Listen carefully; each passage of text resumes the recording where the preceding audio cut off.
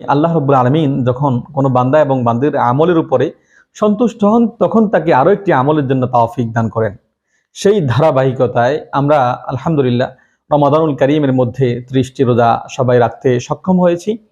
এজন্য আল্লাহ রাব্বুল আলামিন তৌফিক দিলে রমাদানুল কারীমের পরে সবচেয়ে গুরুত্বপূর্ণ যে আমলটি, সেটি হচ্ছে শাওয়াল মাসের 6টি রোজা।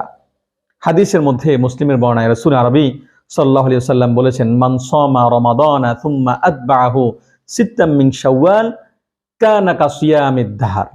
অর্থাৎ যে ব্যক্তি রমাদানুল কারীমের 30টি রোজা যথাযথভাবে আল্লাহ রাব্বুল আলামিনকে সন্তুষ্ট করার জন্য পালন করবে, রাখবে, এরপরে ওই ধারাবাহিকতায় শাওয়াল মাসের 6টি রোজাও রাখবে, আল্লাহ রাব্বুল আলামিন তাকে পরিপূর্ণ একটি বছর সিয়াম সাধনা করলে যেই ফজিলত, সেই পরিপূর্ণ ফজিলতের অন্তর্ভুক্ত করবেন, পূর্ণাঙ্গ সওয়াবের মাধ্যমে পুরস্কৃত করবেন।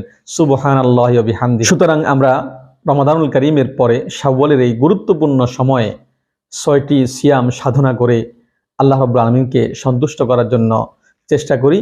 আল্লাহ রাব্বুল আলামিন আমাদের সকলকে শাওয়ালের 6টি রোজা গুরুত্বের সাথে থাকার জন্য তৌফিক দান করুক।